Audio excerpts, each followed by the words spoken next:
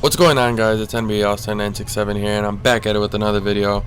And today I'm going to be doing an NBA related video again, and as I said, this time is going to be about the Western Conference regular season record prediction. And of course, don't expect that the order of each spot is how each team actually stacks up in overall talent, because some teams are actually better in the regular season, kind of like the Portland Trail Blazers over the last couple years, disregarding last year because they still made it to the conference finals. But that's the point. So to start things off, I have the Denver Nuggets first at 57 and 25, because they're fresh off a semifinals game 7 with like 90% of the team returning, and they even added a nice 3-and-D player in Jeremy Grant. And of course, they still have one of the greater young cores in the league with Nikola Jokic, Jamal Murray, Malik Beasley, Michael Porter Jr., and now Bobo, all under the age of 25. So that kind of really helps their growth in every single year. So they're going to be a threat for at least the next 5 to 6, maybe even 8 years. And second, I have the LA Clippers with a record of 56 and 26, who won 48 games last year without a true superstar, Gallinari and Lou Williams being their true best players last year. And now this year they have their newly acquired stars, Kawhi Leonard and Paul George. And of course, they still managed to keep Patrick Beverley. They still have Lou Williams and Montrezl Harrell on the contract, and they re-signed Ivica Zubac. So they're still going to be a really solid team. And to top things off, they have one of the best front offices and one of the better coaches in the league.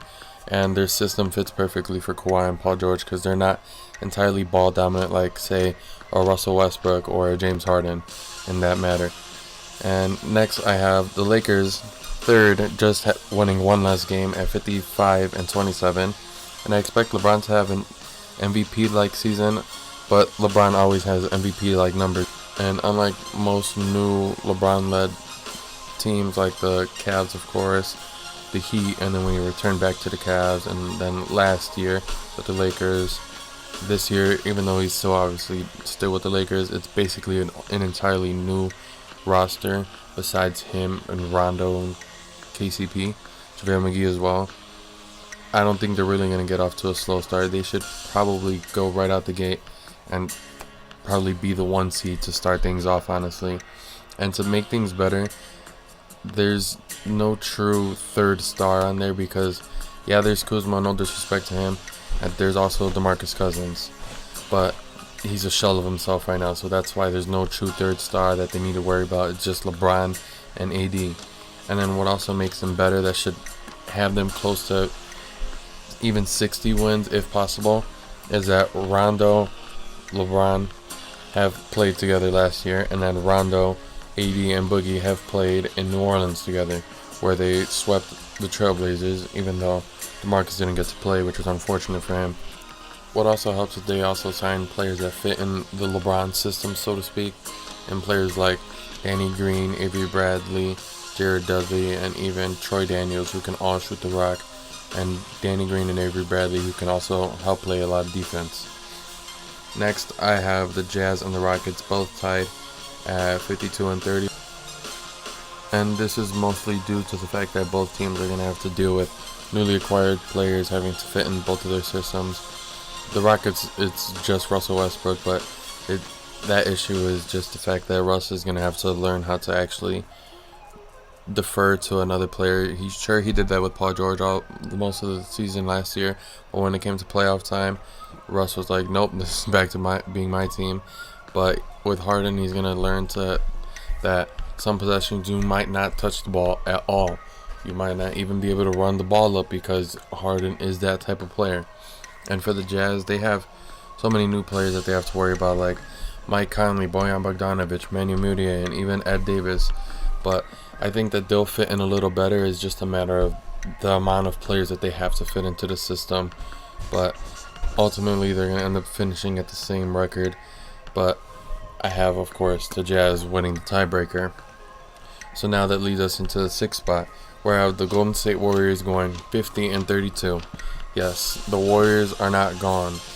They might have lost KD, and Klay might have gotten injured, of course. But now that means that Draymond Green should be able to be a more vital part to their all-around team's offense and defense, as usual. And then they also have D'Angelo Russell that they signed in the sign and trade for KD. we can let Curry rest on many plays, because if it's just Curry like it was when Clay went out, and then when Clay and KD were out, it's just going to be that box defense, and Curry's going to be exhausted every other game, or maybe even every game. So there's that. And of course, Clay's not gone for the whole season, like unfortunately for the Nets. KD will be. So Clay's going to be back around like February-ish. We're coming back from his ACL. So that gives him enough time to get in game shape and then get them informed for the playoffs, get a good run in, and they'll be back to normal motion offense running Warriors. And next, unsurprisingly, I have the San Antonio Spurs making the playoffs for what feels like at least the 45th time in a row, because I'm just going to keep it very plain and simple. As long as Greg Popovich is coaching them, they're going to make the playoffs. Now, they might not win 50-plus games as they used to do back in, 2 years ago when the streak finally ended. But regardless, they're going to end up making the playoffs, even though it might be like a fringe playoff team. And the 8th and final playoff spot is going to be a bit controversial, because it's also very interchangeable with at least 2 or 3 other teams, depending on how you view other teams as well. But I ultimately leaned towards the Pelicans, because everything and everyone there fits like a glove. Like Lonzo Ball and Zion Williamson on the fast break, B.I. and Drew Holiday being able to kind of being ISO type players, even though Drew's not that type of player. He is a shot creator. He could make his own shots, but he's also a lockdown player who can also, of course, distribute the ball very well. And then they also have their rookies, Nickeil Alexander-Walker and Jackson Hayes, to go with Zion. And if you guys seen Jackson Hayes in Summer League, him and Zion are going to dunk on everybody and anybody in their path. So I have them at 44 and 38. It's not really hypocritical, but it kind of just backtracks on my statement of what I said in my last video, that Hassan made the Trailblazers better until Nurkic comes back, which obviously would make them even deeper and better overall. But you have to remember, they also lost, he's not a key player, but they lost Jake Layman and they lost Farouk Aminu. So the Trailblazers going 42 and 40 in my books is a little bit realistic, just because Damian Lillard and CJ McCollum for at least 50 to 60 games until Nurkic comes back.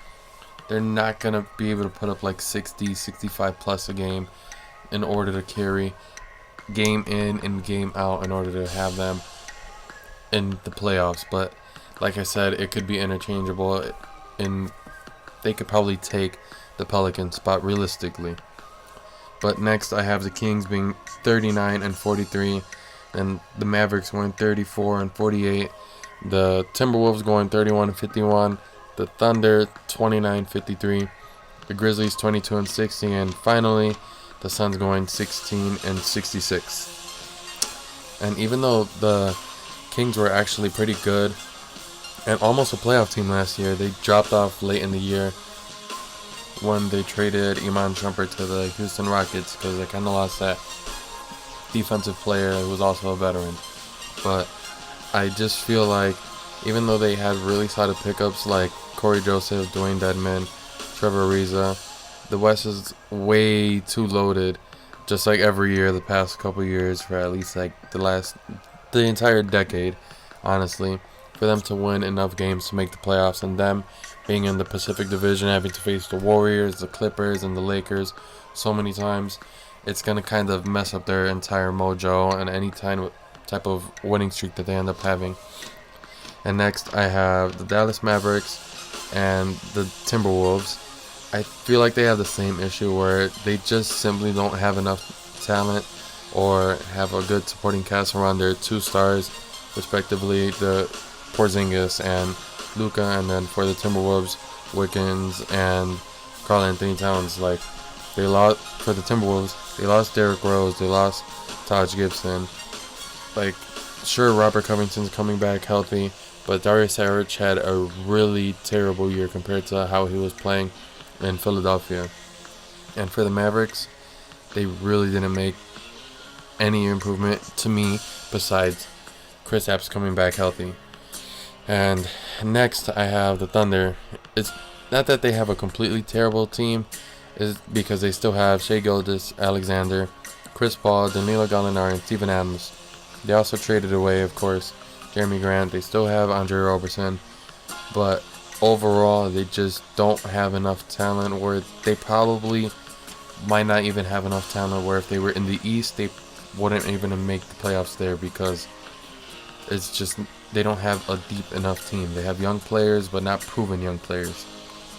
Next I have the Memphis Grizzlies and the Phoenix Suns, who kind of like the Timberwolves and the Mavericks. They're also in a similar situation but in their own different way, where they just have low talent rebuilding. They're just low talent rebuilding teams.